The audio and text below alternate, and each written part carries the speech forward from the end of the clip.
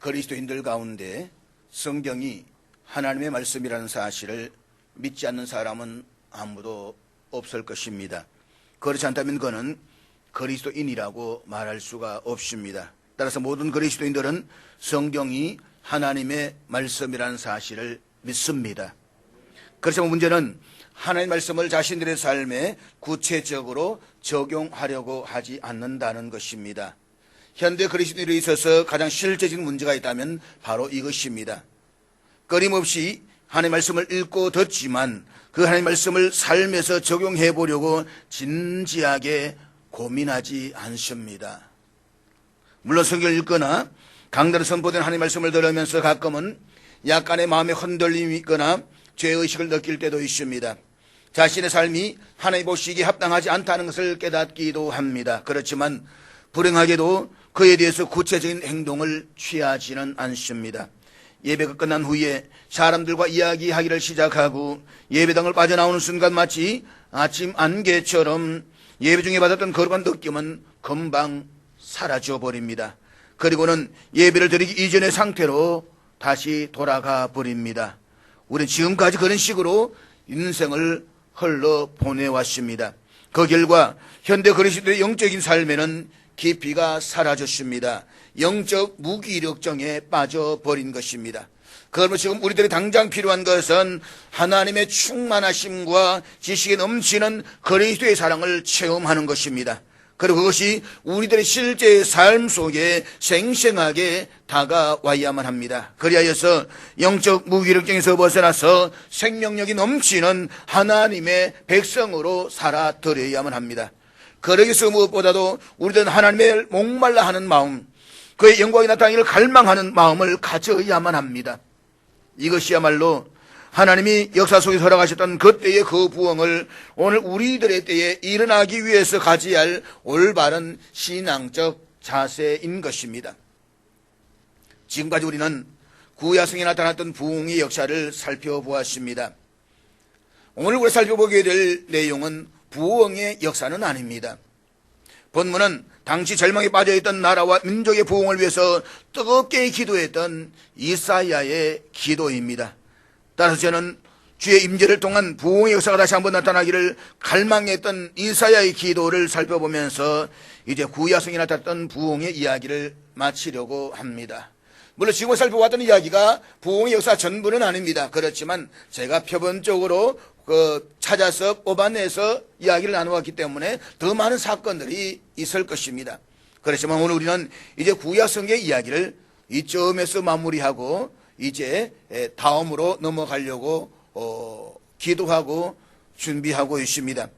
오늘 우리는 특별히 민족을 향한 이사야의 간절한 기도를 통해서 위기와 혼돈과 타락의 시대를 살아가는 우리들의 마땅히 가져야 할 올바른 신앙적 자세가 무엇인가를 결단하는 그런 시간이 되었으면 좋겠습니다. 오늘 본문에 기록된 이사야의 기도는 이스라엘 백성들이 범죄함으로 인하여서 하나님께로부터 징계를 받고 바벨론의 포로로 끌려가 있는 암담했던 시대적 배경을, 그 상황을 배경으로 하고 있습니다. 하나님 말씀에 불순종하고 이방 우상을 섬겼던 이스라엘 백성들은 하나님으로부터 징계를 받았습니다. 그리하여 그들이 살던 도성은 약탈당하고 무너졌습니다. 하나님의 성전은 완전히 파괴되어서 내버려진 채 이방인들의 조롱과 멸시의 대상이 되었습니다. 이스라엘 백성들은 자신들의 의지와는 전혀 상관없이 저질한 모습으로 마치 개가 끌려가듯이 그렇게 포로가 되어 바벨론에 끌려가야만 했습니다. 지금 이사야는 이와 같은 이스라엘 백성들의 역사에 대한 모든 이해를 바탕으로 기도의 자리로 나아가고 있습니다. 그는 지금 이 어려운 시기에 자신이 해야 할 유일한 일이 무엇인가를 알았습니다. 그것은 하나님께 나아가 기도하는 것입니다. 따라서 그의 기도에는 무성의함이나 안일한 모습을 찾아볼 수가 없습니다. 그가 드린 기도에는 모호한 것도 찾아볼 수가 없습니다. 그에게는 오직 절박함만이 있습니다. 그의 기도에는 기도하는 자의 영혼 전체가 그 깊은 곳까지 요동치고 있습니다. 그는 자신들의 처지를 너무나 잘 알고 있었기에 심장이 끊어지는 절박한 심정을 가지고 하나님께 나와 탄원하고 있습니다. 우리가 본문의 이사야의 기도를 통해서 결코 놓치지 말아야 할 단어가 있다고 한다면 그것은 바로 절박함입니다. 절박함. 사랑하는 여러분, 이사야 부모던 절박한 마음은 오늘 우리들이 부모해야 할 그 마음이 아닐까요? 지금 우리나라가 처한 국내외적인 상황이나 영적 무기력증에 빠져있는 교회의 처지가 이사야 처했던 당시의 상황과 다를 바가 거의 없기 때문입니다. 여러분들이 이 사실에 동의한다라고 한다면 이사야가 가졌던 그 절박함을 가지고 하나님 앞에 나와서 기도해야만 합니다.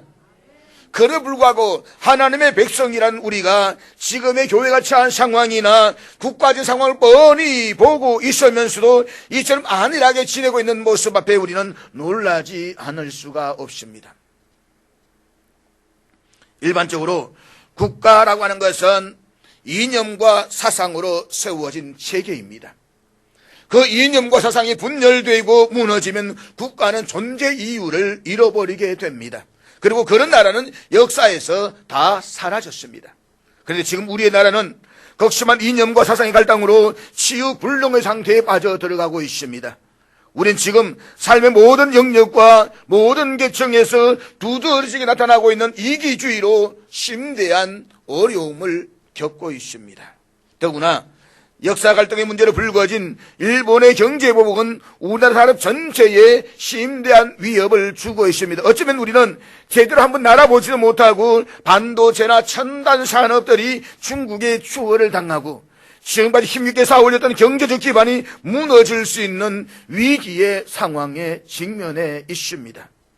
이러한 때에 우리의 유일한 소망은 하나님 앞에 나아가 기도하는 것입니다.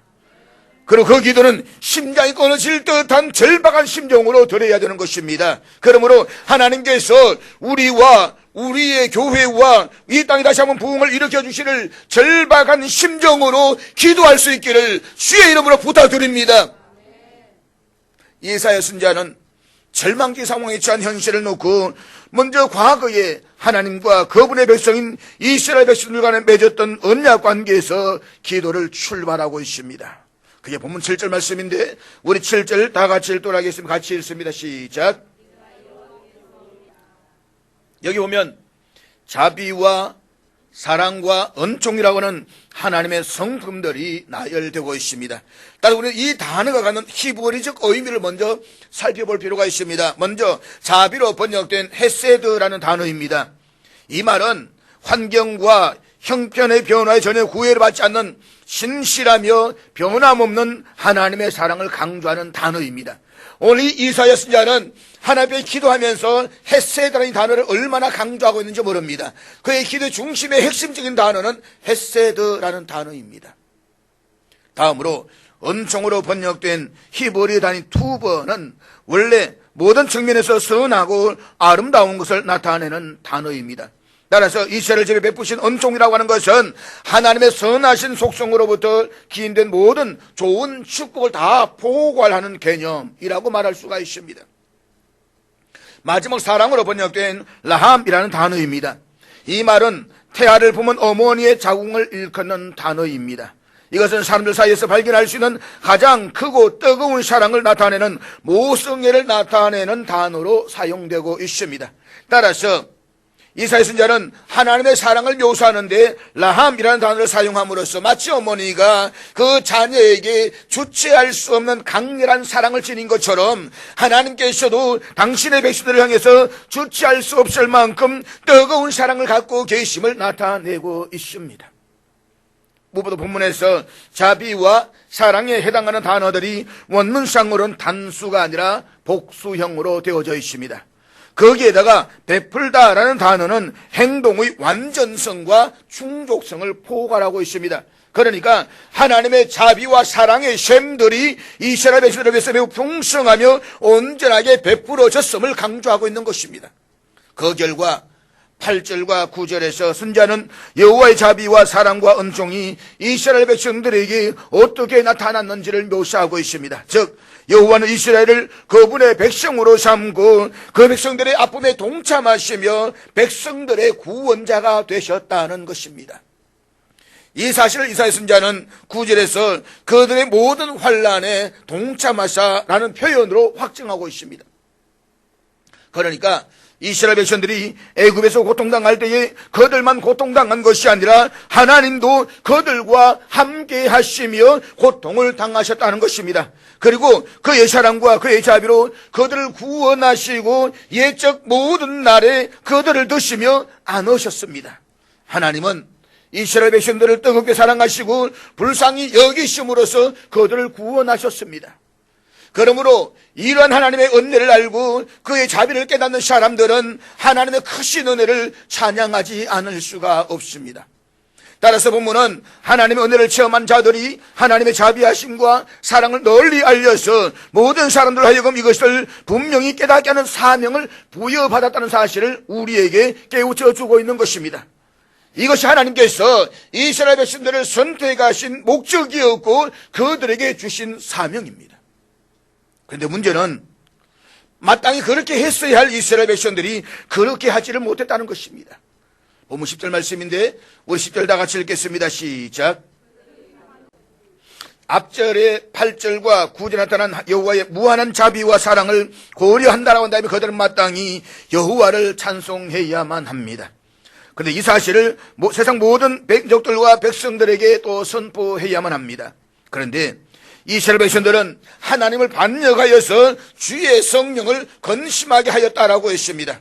여기서 반역하다라는 히브리어 단어는 출애굽기 15장에서 선물을 내었던 마라의 샘물과 그 어원이 같은 말인데 하나님을 괴롭게 하는 모든 행위들을 다 가리킨다라고 하는 것입니다. 사실 하나님께서는 이스라엘 백성들을 구원하시고 그들에게 한없이 은총을 베풀어 주셨습니다. 그렇지만 그들은 틈만 나면 하나님을 반역했습니다. 그들의 이런 행위는 하나님의 심령을 쓰리게 했으며 주의 성령을 건심하게 했다라고 말씀을 하고 있습니다. 그렇다면 이들의 배은망덕한 행위의 결과가 무엇입니까? 하나님은 반역한 이스라엘 백성들을 향해 더 이상 구원자가 아닌 대적자가 되셨습니다.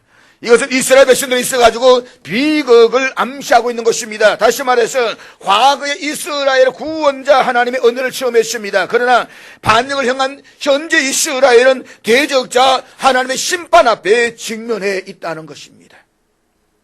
따라서 우리가 여기에서 주목해야 하는 것은 우리가 반역하여서 죄를 범하면 하나님께서는 우리의 대적자가 되신다는 사실입니다. 그렇기 때문에 우리는 하나님 말씀에 불순종하여서 반역함으로 성령을 근심되게 하는 일은 결단코 하지 말아야만 합니다. 특히나 본문 11절 14절까지 말씀 보게 되면 과거 하나님이 이스라엘 백성들을 향해서 베푸셨던 은혜와 구원에 관한 역사를 회상하고 있습니다. 즉 이스라엘 백성들은 과거 여호와 하나님이 출애굽 당시에 자신들의 조상들에 베푸셨던 여러 가지 권능과 축복들을 회상하면서 현재 자신들의 초라한 시세를 한탄하고 있습니다. 특히 13절에서 하신 이가 이제 어디 계시냐라고 하는 것은 과거 이스라엘 백성들로 홍해를 건너가게 하셨던 그 하나님의 구원과 능력이 다시 한번 일어나기를 갈망하는 내용의 말씀이라고 볼 수가 있습니다. 지금 이스라엘 백성들은 자신들이 처한 고통스러운 현실을 벗어나서 하나님의 역사하심으로 해방과 축복의 회복을 체험하는 부흥의 역사를 갈망하고 있는 것입니다. 이런 상황에서 이어지는 이제 15절부터 64장까지는 여호와 하나님의 긍휼하심의 은총에 호소하면서 이스라엘 민족의 부흥과 구원을 바라는 이사야 선지자의 간절한 기도가 담겨져 있습니다. 자, 본문 15절 같이 보도록 하겠습니다. 15절 다 같이 읽겠습니다. 시작. 오늘 본문에서 이사야 선지자는 지난날 이스라엘 백성들을 베풀어 주셨던 여호와의 구원과 은총의 역사를 갈망하면서 세 가지 관점에서 기도하고 있습니다. 첫째는 하나님 향해서 하늘에서 굽어 살피시며 주의 거룩하고 영화로운 저소에서 보시옵소서라고 기도합니다. 이사야 선지자들은 기도의 대상은 하나님이십니다. 그리고 그 하나님이 어떤 분이신에 대한 고백에서 출발하고 있습니다. 하늘에서 굽어 살피시며, 하나님이 하늘에 계신다라고 하는 말은 말 그대로 하나님이 우리가 동떨어진 채 저 멀리 하늘에 계신다 그런 뜻이 아닙니다. 하나님이 하늘에 계신다라고 하는 이 말은 이 세상의 어떤 위험이나 능력과는 비교할 수 없는 위엄과 능력을 가지고 계신다는 의미인 것입니다. 그렇기 때문에 하늘에 계신 하나님께서는 우리가 필요한 모든 것들을 다 주실 수 있는 전지전능한 분이십니다. 그렇습니다. 우리가 드리는 기도의 대상은 하나님이십니다. 우리가 기도를 드리는 하나님이 어떤 분이신가를 아는 것은 참으로 중요합니다. 다시 말해서 여러분들이 지금 어떤 공경에 처해 있느냐라고 하는 것은 아무런 상관이 없습니다. 사방에서 원수들이 몰려오고 저들이 우리를 대적한다라고 할지라도 상관이 없습니다. 하나님께 기도하러 가는 사람은 반드시 그가 누구이시며 어디에 계시는 분이신가를 알아야만 합니다. 두 번째, 주의 열성과 주의 능하신 행동이 이제 어디 있나이까? 라고 탄원하고 있습니다. 이것은 하나님께 이스라엘 백성들과 하나님의 관계를 상기시켜 드리고 있는 내용인 것입니다. 주의 열성과 주의 능하신 행동이 이제 어디 있나이까? 이사야 선지자는 이스라엘 자손들의 과거 역사를 알고 있습니다. 그리고 하나님이 그들을 어떻게 대해 주셨는지도 알고 있습니다. 하나님이 걸으셨던 말씀들을 알고 있으며 그들을 위해서 베풀어 주셨던 능하신 일들도 알고 있습니다. 이사야 선지자가 이스라엘 역사에서 발견했던 사실은 과거에 하나님이 그 백성들을 위해서 열성을 다 하셨다는 것입니다. 이스라엘 백성을 대충 사랑하신 것이 아니라 전심으로 열성으로 사랑하셨다는 것입니다. 이스라엘 백성을 인도하신 것이 대충 인도하신 것이 아니라 앞서가시며 그들과 함께 하시며 열성을 다해서 돌보셨다는 것입니다. 오래전 이스라엘 백성들은 430년 동안 애굽의 노예로 살면서 처참한 삶을 살아야만 했습니다. 그들은 너무나도 힘들고 고된 노역에서 벗어나게 해달라고 하나님께 단식하면서 부르셨습니다. 그 결과 하나님께서는 40년 동안 이스라엘 백성들을 황무지에서 짐승이 부르짖는 광야에서 호위하시고 보호하시며 자기의 눈동자같이 지켜주셨습니다. 그런데 이사야 선지자는 지금 이렇게 묻고 있습니다. 주의 열성이 이제 어디 있나이까? 주의 열성이 이제 어디 있나이까? 지금 선지자는 과거 여호와 하나님이 그의 백성들을 구원하시기 위해서 보이셨던 뜨거운 열정과 능력들이 이제는 그 자취해보자 찾아올 수 없게 되었다라고 단식하고 있습니다. 만약 하나님이 그들의 일을 위해서 계속 열성을 다하셨다는 다면 그들은 결코 적들에게 패하지 않았을 것입니다. 바벨론의 포로로 끌려가지도 않았을 것입니다. 여호와의 성전과 예루살렘 도성이 무너지지도 않았을 것입니다. 그런데 한때 하나님이 그들을 위해서 발휘하셨던 그 열성이 지금은 다 어디로 가버린 것입니까? 하나님은 그들을 자신의 눈동자로 부르시면서 어떤 것도 그들을 해치지 못하게 한다라고 말씀을 하셨습니다. 그런데 그 열성이 이제 어디 있습니까? 이것이 이사야 선지자가 드리고 있는 기도입니다. 하나님, 당신의 열성이 이제 어디에 있습니까? 그의 기도는 계속됩니다. 주의 능하신 행동이 이제 어디 있나이까? 하나님이 전능하신 힘과 능과 권세는 참으로 위대하고 놀랍습니다. 그는 하나님의 능하신 힘에 티끌만큼의 의심도 품지 않았습니다. 하나님께는 그 힘이 여전히 있음을 알고 있습니다. 그렇지만 지금 그의 앞에는 예루살렘 성을 약탈하고 백성들을 사로잡아간 갈대아인들과 바빌론의 권세가 또 버티고 있습니다. 어차피 이 현실 앞에서 백성들은 그들을 막을 힘이 하나님께 없기 때문에 하나님 원수를 이길 만큼의 충분한 강한 분이 되지 못하기 때문에 이런 일이 닥쳤다는 결론을 내렸을는지도 모릅니다. 그래 이사야 선지자는 단호하게 말합니다. 그렇지 않다. 하나님이 여전히 같은 힘을 가지고 계신다. 그런데 문제는 지금 그 힘이 어디 있느냐 하는 것이다. 그렇습니다. 하나님께는 힘이 있습니다. 하나님은 강하고 능하신 분이십니다. 그분께 넘지 못할 일이 없습니다. 그런데 문제는 그 힘이 지금 어디 있느냐 하는 것입니다. 하나님께 힘은 여전히 있지만 우리에게 쓰시지는 않습니다. 하나님 여전히 전능하시지만 우리에게는 베풀지 않습니다. 오늘 우리가 이 점을 명확하게 알지 못한다고 한다면 오히려 절망에 빠져버리고 말 것입니다. 오히려 하나님을 원망하고 하나님을 떠날는지도 모르겠습니다. 우리 가운데 어떤 분들이 이렇게 말합니다. 교회가 왜 이 모양인가? 하나님의 일이 왜 이렇게 쇠락하고 있는가? 왜 원수가 사납게 위세를 떨치며 승리하고 있는가? 하나님이 그들을 막지 못하시기 때문이 아닌가? 아닙니다. 하나님의 힘은 여전히 있습니다. 우리를 향한 여호와의 열성이 식어지셨거나 여호와의 능력이 약해진 것은 아닙니다. 그렇다면 우리가 물어야 할 질문은 그 힘이 지금 어디 있느냐 하는 것입니다. 그리고 하나님 우리에게 그 힘을 보이지 않으시는 이유가 무엇입니까? 우리 이 물음에 우리 자신을 돌아보면서 대답할 수가 있어야만 합니다. 하나님께 힘이 없는 것입니까? 우리에게 문제가 있는 것입니까? 우리가 분명히 알아야 할 사실은 이것입니다. 하나님은 빛의 아버지로서 변함도 없으시고 회전한 그림자도 없으신 분이십니다. 그리고 그분은 어제나 오늘나 영원토록 전능하신 분이십니다. 세 번째, 주께서 베푸시던 간관자비와 사랑이 내게 거쳤나이다 라고 단식하고 있습니다. 이것은 이사야 선지자의 실제적인 단언입니다. 이사야는 과거 이스라엘 백성들을 향해서 솟구치던 하나님의 그 뜨거운 열성과 긍휼하심이 이제는 하나님의 냉정한 결단력에 의해서 억제되고 있다는 사실을 안타까워하고 있습니다. 간곡한 자비라는 히브리어를 문자적으로 표현하면 당신의 수많은 창자들이라는 의미입니다. 당신의 수많은 창자들. 옛 사람들은 창자에 감정이 있다고 생각을 했습니다. 왜냐하면 사람들이 강렬한 감정에 사로잡히면 창자가 움직이는 것을 느끼기 때문입니다. 심지어 고통이나 복통, 심한 아픔까지 생길 수가 있습니다. 감정이 너무 격렬해지면 창자가 뒤틀리기도 합니다. 본문에서 주께서 베푸시던 간관자비와 사랑이 내게 거쳤나이다 라고 말한 의미가 바로 이것입니다. 특별히 선지자는 여기에서 내가 거쳤나이다 라는 단어를 1인칭 단수로 사용하고 있습니다. 그래서 이사야 선지자에게만 거친 것이 아니라 이스라엘 백성 전체를 말하고 있는 것입니다. 그러니까 이사야 선지자가 이스라엘 백성들이 처한 운명을 자신의 운명으로 인정하고 있다는 것입니다. 민족과 국가의 고통을 자신의 고통으로 받아들이고 있다라고 하는 것입니다. 그렇다면 우리는 얼마나 오늘 우리가 처한 현실 앞에서 이 문제를 내 문제로 고통스러워하고 있습니까?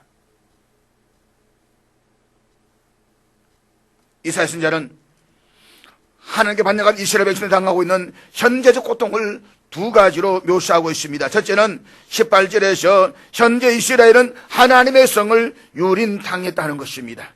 이것은 제사장의 나라로서 부르심을 받은 이스라엘의 정체성이 상실한 것을 이야기합니다.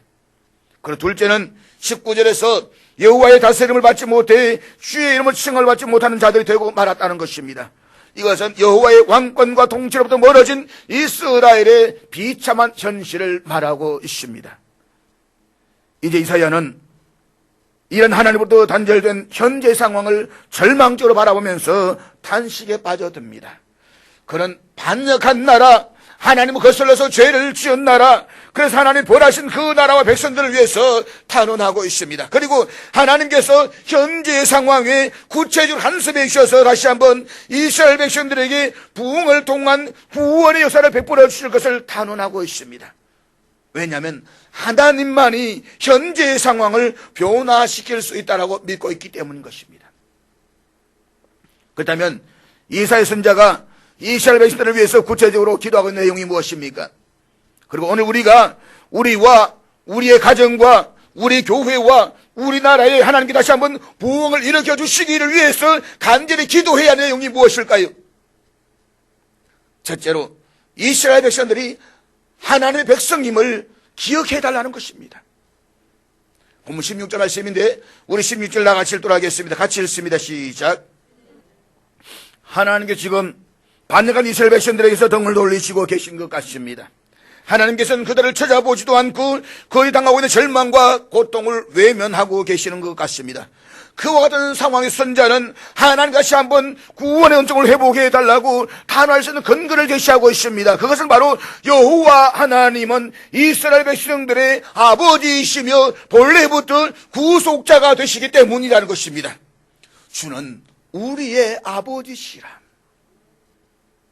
사랑하는 여러분, 아버지는 자기 자식이 아무리 잘못하고 부족해도 그를 외면하거나 부정할 수 없습니다. 물론 아버지도 감정이 있는 존재입니다. 그래서 어린 자녀가 해서는 안 될 일들을 하며 너무 악한 일을 하게 될 때에 아마 부모는 아이를 쳐다보지도 않고 외면할 것입니다. 그러면 아이는 부모에게 매달리면서 자기를 쳐다보아 주기를 간청합니다. 아이는 부모가 자신을 쳐다보지 않는 사실을 참지 못합니다.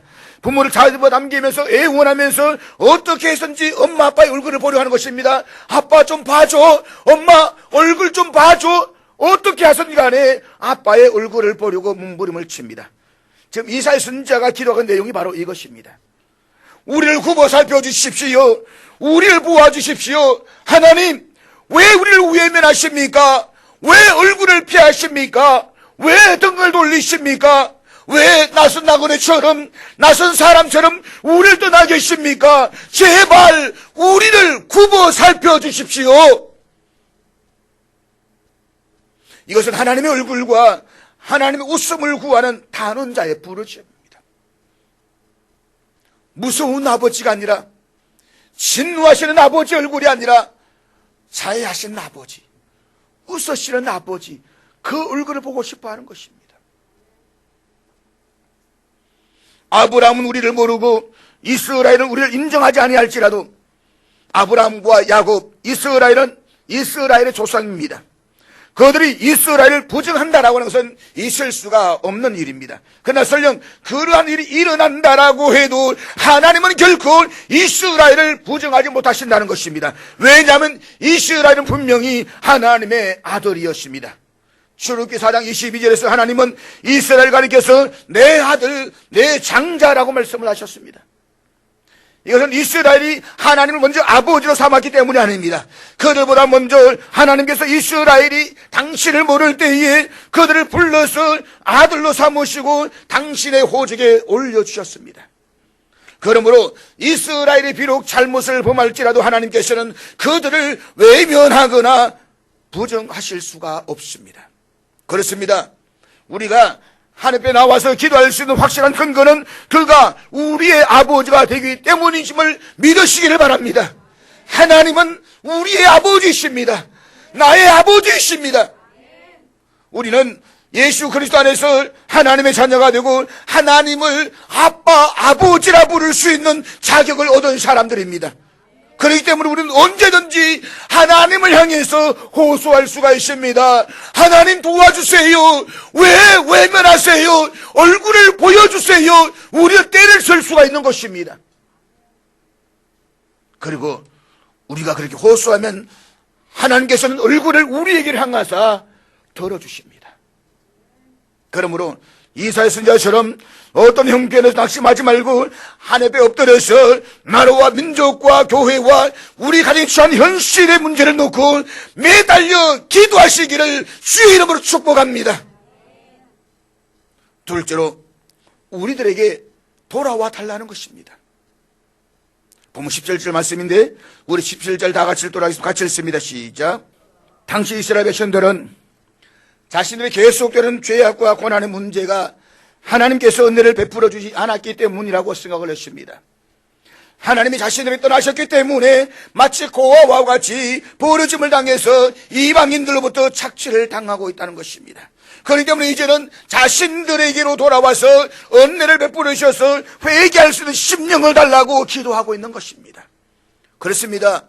우리가 걸었던 길에서 떠나 하나님께로 돌아와 회개할 수 있는 것은 하나님께서 우리에게 은혜를 베풀어 주셔야만 합니다. 회개할 수 있는 것도 축복입니다. 하나님의 은혜가 떠나면 우리 주의 길에서 떠나서 방황하게 될 것이고 우리 심령은 더욱더 완고하게 될 것입니다. 여기서 마음을 완고하게 하사라는 말은 하나님의 절대적인 도움이 필요한 상황임에도 불구하고 마음이 더욱더 강팍해지는 상태를 말하는 것입니다. 지금은 하나님의 은혜가 오면 안 됩니다. 지금은 하나님 도와주셔야만 합니다. 그럼에도 불구하고 마음이 점점 더 완악해지는 것입니다. 결국 하나님의 은혜가 떠난 사람은 하나님을 경외하지도 않고 예배하지도 않게 되는 것입니다. 그러므로 이사야 선지자는 간절하게 탄원합니다. 주의 종들을 위하여 돌아오시옵소서. 그러니까 이스라엘 백성을 향해서 거두셨던 은총을 다시 되돌리시고 그들 가운데 임재하셔서 그들로 하여금 다시 한번 구원의 은혜를 체험하게 해달라고 그렇게 기도하고 있는 것입니다. 사랑하는 여러분, 하나님의 백성들이 하나님 말씀에 불순종한 것이야말로 가장 무섭고도 위험한 일한 사실을 잊지 마시기를 바랍니다. 하나님의 백성들이 계속해서 불순종하며 반영할 때에 하나님께서는 우리들을 외면하시고 내버려 두심으로써 그 행위로 심판하십니다. 그래서 우리가 불순종할 때 하나님은 환난을 보내십니다. 그리고 환난은 우리를 강팍하게 만들어 갑니다. 이것이 우리를 심판하시는 한 가지 방법입니다. 잊지 마십시오. 하나님의 백성들에게 가장 비극인 것은 하나님께서 우리들에게서 얼굴을 돌리시고 우리를 떠나시는 것입니다. 그런데 하나님이 먼저 떠나시지 않습니다. 너희가 죄에서 돌이키지 아니하고 범죄하면 내가 내 곳으로 돌아가리라. 우리가 범죄했기 때문에, 우리가 말씀에 불순종했기 때문에 하나님이 우리를 떠나가시는 겁니다. 그러므로 우리는 이렇게 기도해야만 합니다. 우리 마땅히 하나님께서 진노를 받아야 할 사람들입니다. 우리 하나님께서 죄를 지었고 하나님을 거여 계십니다. 하나님 없이도 살 수 있다고 생각을 하십니다. 그러나 하나님, 우리를 더 이상 내버려 두지 마십시오. 우리를 불쌍히 여기셔서 우리에게로 돌아와 주십시오. 그리고 우리들에게 구원의 은총을 베풀어 주십시오. 우리는 하나님의 자비와 긍휼하심에 우리의 모든 것을 전적으로 다 맡겨야만 합니다. 이것이 이사야 선지자가 하나님 부르짖어서 호소했던 기도였습니다. 그는 무너진 나라, 절망과 고통 가운데 있는 백성들에게 가장 필요한 것이 무엇인가를 알았습니다. 그것은 바로 하나님의 임재이며 하나님의 얼굴이었습니다. 그리고 그가 이렇게 기도할 수가 있었던 근거는 하나님이 이스라엘 백성들의 아버지가 되시기 때문입니다. 사랑하는 여러분, 우리는 지금 국내외적으로 가장 어려운 상황에 직면해 있습니다. 제가 경제학을 전공했던 학도로서 경제를 바라보면서 지금 우리 심대한 상황을 저는 지금 뼈저리게 느낍니다. 어젯밤 잠을 자다가 꿈속에서까지도 꿈을 꾸어야 할 정도였습니다. 우리 일본과 우리가 싸운다? 잽도 안 됩니다. 사실 지구상에서 일본인들에게 시비를 걸고 일본인들을 무시하는 유일한 나라가 있습니다. 대한민국. 우리는 일본을 가리켜가지고 쪽발이 외놈이라고 이야기합니다. 일본을 무시하는 유일한 나라, 유일한 민족이 대단한 우리 대한민국입니다. 근데 일본은 세계 경제 빅3입니다. 우리는 겨우 시비에 들까 말까 왔다 갔다 하는 정도입니다. 더구나 일본이 우리에게 주는 이 모든 원유를 중단시켜버리면 우리는 스마트폰이나 모든 것이 다 중단됩니다. 할 수 있는 것이 아무것도 없습니다. 불화수소라는 게 뭐냐, 애칭인데 7나노 기계 공정을 깎아내는 가스입니다. 러시아에서 우리 줄게라고 말합니다. 그런데 이게 공정이 순도가 99.999%여야 되는데 이 순도가 99.99%라 되는 게 아닙니다. 그만큼 가늘어야 됩니다. 보이지 않는 가스가 순도가 작아야 된다. 러시아가 그 순도가 합격했으면 왜 우리가 지금까지 안 썼겠습니까? 쓸 수 있는 게 없습니다. 만약에 삼성이 스마트폰 공장이 한 공장이 5분만 쓰면 그 5분 동안에 500억 이상의 경제 손실이 온다고 말합니다. 지금 현재는 우리가 다시 일어서 가느냐, 그냥 여기 주저앉느냐, 이 중차도 문제 있습니다. 그렇기 때문에 우리는 구약시대에 허락하셨던 그때의 그 부흥이 다시 한번 이때 일어나기를 기도해야만 합니다. 저는 이것이 오늘 이 땅의 교회가 교만해지고 이 땅의 성도도 하나님 말씀에 불순종하고 여호와를 떠나기 때문에 주신 하나님의 메시지라고 생각을 합니다. 우리 이 메시지를 정확하게 듣고 겸손하게 나와 기도하지 않으면 우리 더 깊은 수렁에 빠질 수 있다라고 저는 생각합니다. 그러므로 우리는 살아계신 하나님께 나와서 세상 사람들의 조롱과 비웃음을 기도와 찬양으로 바꾸어야만 합니다. 이 땅의 문제, 우리들의 문제는 오직 하나님의 손안에 있음을 잊지 마십시오. 우리가 비록 죄 가운데 산다라고 할지라도 그래도 우리는 여전히 하나님의 백성들입니다. 그럼 하나님께 간절히 부르짖어 기도하십시오. 우리들 가운데 돌아와 달라고 기도하십시오. 우리 민족이 다시 한번 임재해 달라고 기도하십시오. 우리는 주의 것이요 주의 거룩한 백성이라고 아뢰십시오. 겸손하면서도 자신 있게 담대하게 하나님 앞에 나아가 단언하십시오. 하나님, 우리는 주의 것입니다. 우리에게로 돌아와 주십시오. 일어나 우리와 우리 민족을 구해 주십시오. 우리를 불쌍히 여겨 주십시오. 우리를 다시 이 땅에 다시 한번 부흥의 회복의 역사를 일으켜 주십시오. 하나님께서 이사야 선자처럼 우리들에게도 지금 나라와 민족과 교회를 위해서 그렇게 간절히 기도할 수 있는 은혜를 부어주시기를 주의 이름으로 축복합니다. 우리 끝으로 역대하 7장 14절의 말씀에 기록되어 있는 솔로몬의 기도를 읽으면서 말씀을 마치려고 합니다. 이 기도문 우리가 정말 간절히 사모하는 마음으로 부르짖는 마음으로 같이 함께 읽도록 하겠습니다. 같이 읽습니다. 시작. 내 이름으로 일컫는 내 백성이 그들의 악한 길에서 떠나 스스로 낮추고 기도하여 내 얼굴을 찾으면 내가 하늘에서 듣고 그들의 죄를 사하고 그들의 땅을 고칠지라. 아멘. 기도하겠습니다.